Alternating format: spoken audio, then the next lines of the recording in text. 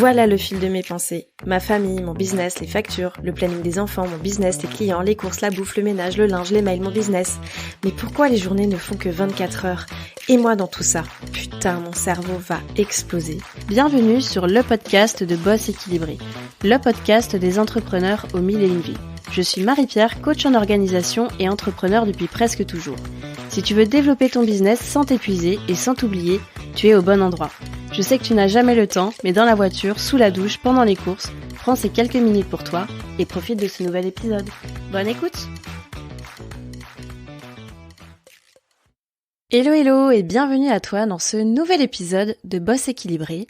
Je me dis souvent que la journée idéale d'un entrepreneur devrait faire 48 heures. Et puis après, je me suis dit qu'il fallait que j'arrête de me raconter des conneries parce que clairement, il y aura toujours plus de tâches à accomplir que d'heures disponibles dans une journée.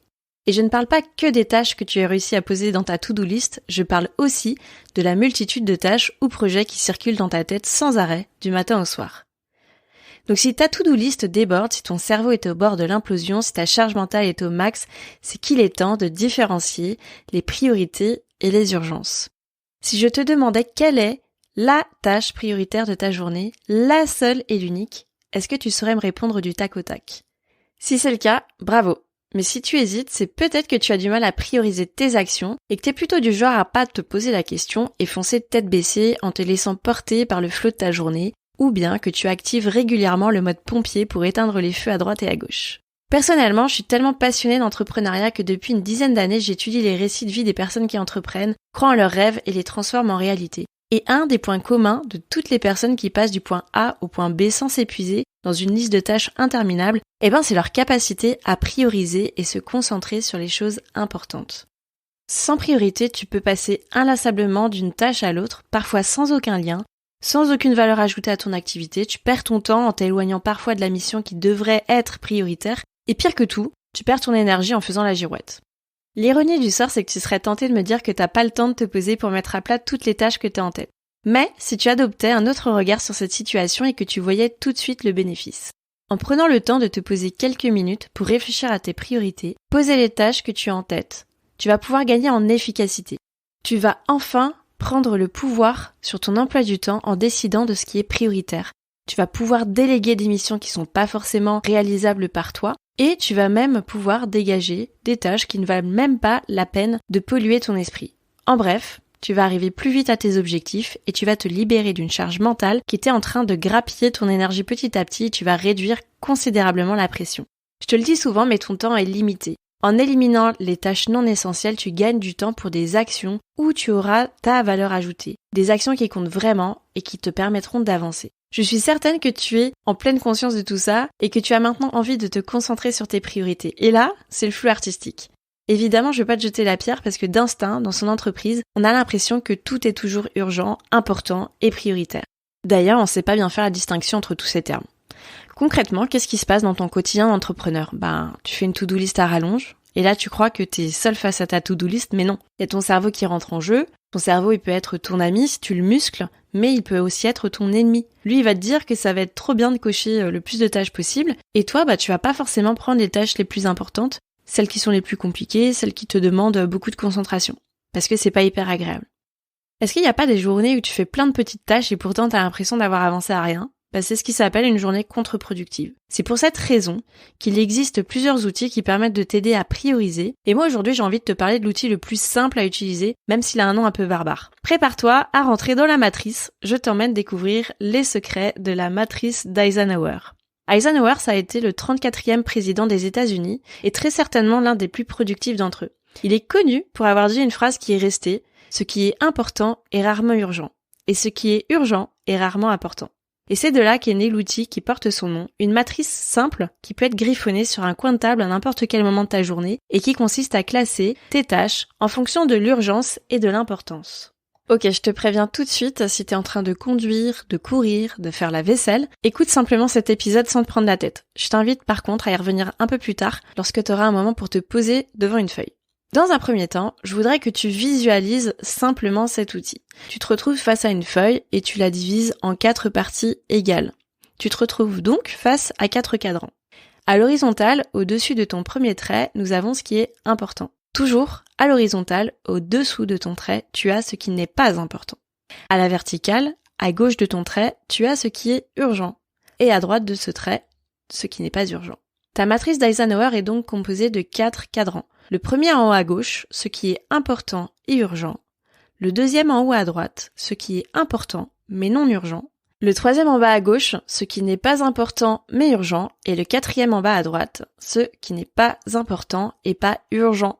Je suis désolée, tu dois avoir un peu mal au crâne après cette description audio de la matrice, mais si tu veux voir visuellement à quoi ça ressemble, je t'invite à aller voir sur mon site internet, sur lequel tu trouveras ma boîte à outils de l'orga. C'est gratuit, tu y retrouveras des petits outils pratiques dont je te parle dans mes épisodes, et notamment cette fameuse matrice d'Eisenhower.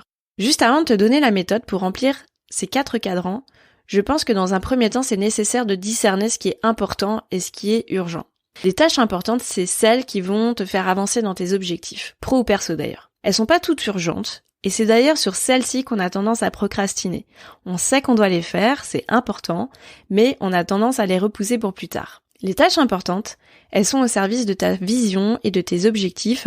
Ça peut être de bien manger, de faire de l'exercice, te former sur un outil ou une compétence qui vont te faire gagner du temps. Ça peut être d'avancer sur un projet spécifique comme sortir une nouvelle offre. Tout ça est important et pas forcément urgent.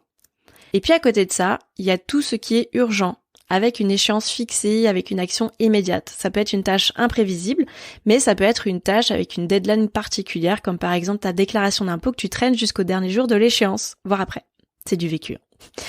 On a souvent tendance à ne focaliser que sur les tâches urgentes d'ailleurs. Je parierais que ta to-do list est souvent remplie de tâches urgentes, et c'est complètement humain parce que ça fait partie de nos réflexes primaires. À l'époque préhistorique, traiter l'urgence était un réflexe de survie obligatoire. L'homme préhistorique qui devait traiter des informations urgentes, comme le fait de se faire attaquer par une bête féroce, et pas forcément par le fait de faire sa liste de courses pour aller à la cueillette et anticiper les repas de la semaine. Sauf qu'aujourd'hui, nos urgences, c'est plutôt un email qui vient de tomber. Et là, notre cerveau, il est un peu perdu. Donc, voyons comment la matrice peut t'aider. Il faut bien la remplir cette matrice. Donc, dans un premier temps, tu vas devoir te poser et noter toutes les actions que tu as à prioriser. Tout ce que tu as en tête. Ce qui est primordial, c'est de se poser les bonnes questions et de comprendre que ce qui est important ou ce qui est urgent pour toi ne l'est pas forcément pour ton voisin. Il faut que tu restes toujours focus sur ce qui est en relation avec ton objectif. Donc, si tu n'as pas d'objectif clair, et ça je le répète souvent, c'est vraiment la base, tu auras du mal à prioriser. D'ailleurs, il n'y aura aucun outil d'organisation ou de gestion du temps qui pourra t'aider. Alors si tu es dans la situation dans laquelle tu n'as pas d'objectif clair en tête, je t'invite vraiment à prendre ce temps pour toi, tu verras, tout va s'éclairer d'un coup. Donc, on reprend notre matrice avec les 4 cadrans et nos seuls critères de décision sont de savoir si c'est important et si c'est urgent. On va voir en détail les 4 cadrans afin que tu saches où placer tes tâches et comment les prioriser. En numéro 1, ce qui est important et urgent.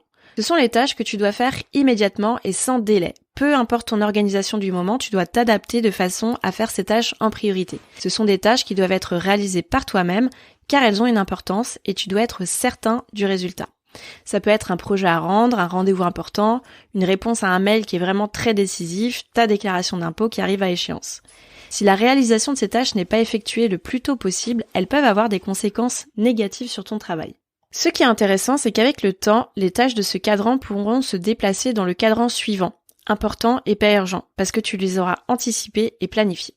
Justement, le cadran numéro 2, important et pas urgent. Ce sont des tâches nécessaires à l'atteinte de tes objectifs à long terme, comme développer une nouvelle stratégie pour ton entreprise, créer une nouvelle offre, faire une formation qui va faire évoluer ton activité au niveau supérieur. Tu dois donc y consacrer le plus de temps possible. Ces tâches-là, il faut les planifier et ne pas les repousser, sinon elles peuvent se repositionner dans la case important et urgent. Retiens qu'en étant proactif et en anticipant, tu n'es pas dans l'urgence. Ces tâches méritent donc toute ton attention. Je dirais même que c'est le cadran le plus important. C'est celui qui génère de la satisfaction et de l'épanouissement. Mettre ton énergie dans ce cadran, important et pas urgent, sera beaucoup plus bénéfique que si tu passes ton temps dans la colonne des urgences. Ton rapport au temps ne sera plus du tout le même. Le cadran numéro 3, non important et urgent. Malgré leur caractère urgent, ce sont rarement des tâches qui sont au service de tes objectifs et la plupart du temps, elles peuvent attendre un peu.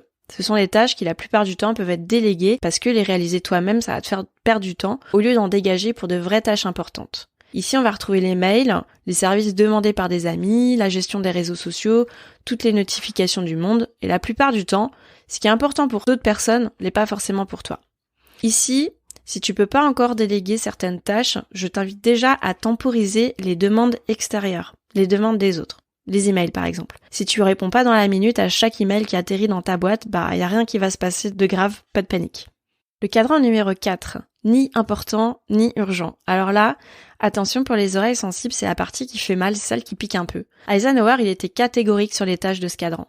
Tu ne peux pas les déléguer, tu ne peux pas les faire toi-même, tu dois simplement les jeter et les oublier. Ce sont des tâches inutiles. Typiquement, c'est le temps que tu passes à scroller sur les réseaux sociaux, c'est regarder la télé sans but précis, c'est aller faire les boutiques sans but d'achat prédéfini, bref, c'est le monde des distractions. C'est celui qu'on ne peut ignorer dans notre société actuelle. Ce sont rarement des tâches qu'on met dans notre to-do, mais vu qu'on aime se distraire et que notre cerveau adore ce genre de distraction, ça fait vraiment partie de nos voleurs de temps du quotidien. Moi, je serais un peu plus édulcorée sur le sujet parce que selon moi, tout est une question d'équilibre. J'irai pas jusqu'à supprimer ces tâches, mais plutôt à les conscientiser. Déjà, savoir combien de temps on passe dessus. Les choisir et ne jamais se laisser voler son temps pour des tâches qui au final ne t'apportent absolument rien. Voilà comment tu peux catégoriser tes tâches, et ce que j'aime dans la matrice d'Eisenhower, c'est qu'une fois que tes tâches sont renseignées dans la matrice, en fait la matrice elle te dit quoi en faire. Je pense que tu l'as déjà compris. Si tes tâches sont dans la catégorie importante et urgente, il faut faire. Si tes tâches sont dans la catégorie importante et non urgente, il faut planifier. Si tes tâches sont dans la catégorie non importante et urgente, il faut déléguer. Et si elles sont dans la catégorie non importante et non urgente, il faut les éliminer.